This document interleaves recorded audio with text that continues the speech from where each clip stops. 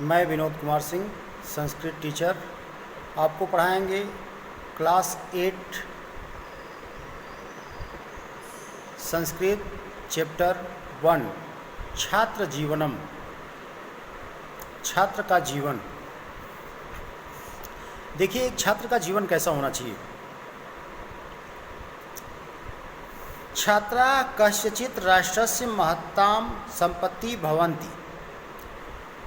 छात्रा कस्यचित् राष्ट्रस्य महत्तां संपत्ति भवन्ति। छात्र किसी भी राष्ट्र की महत्वपूर्ण संपत्ति होते हैं। ते राष्ट्रस्य आशयाः प्रतीकाः भवन्ति।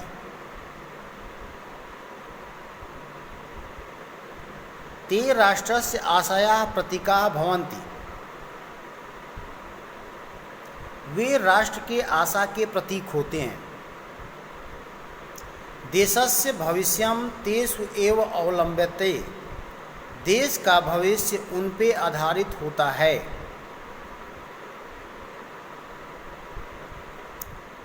अस्माकं पूर्वजैः जीवनस्य चत्वारः भागाः कृताः आसन्। ब्रह्मचर्याश्रमस्य एव अपरं नाम छात्र जीवनम अस्ति। अस्माकं पूर्वजे जीवनस्य चत्वारः भागाः कृताः।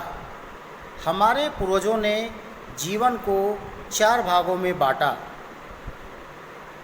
ब्रह्मचर्य आश्रम,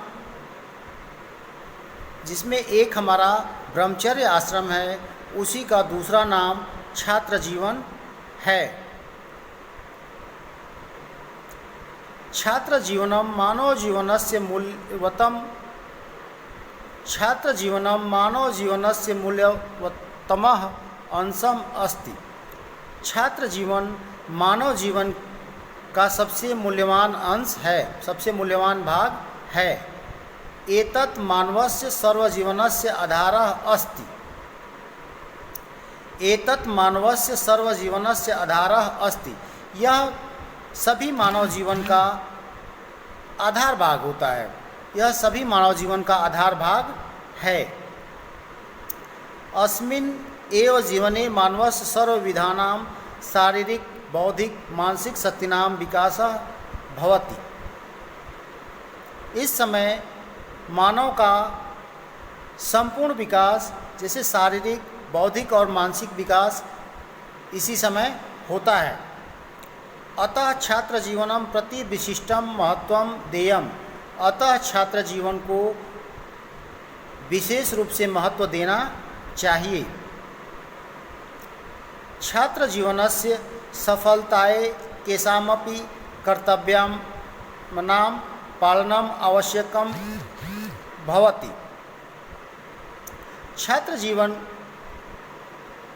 में सफलता पाने के लिए हमको इनके कर्तव्यों का पालन करना चाहिए। हमको इनके कर्तव्यों का पालन करना आवश्यक है। विद्योपार्जनम तु छात्र जीवनस्य प्रथमा आवश्यकता। विद्योपार्जन करना अर्थात विद्या ग्रहण करना छात्र जीवन की प्रथम आवश्यकता होती है। विद्या एव मानवं पशवः पृथक करोति। विद्या ही मानव जीवन को पशुओं से अलग करती है। अतः आत्महितं कर्तुम इच्छम छात्र परिश्रमेण विद्योपार्जनम कुर्यात्। अतः आत्महित की रक्षा के लिए, अपने हित की रक्षा के लिए छात्र को परिश्रम करके विद्या ग्रहण करनी चाहिए।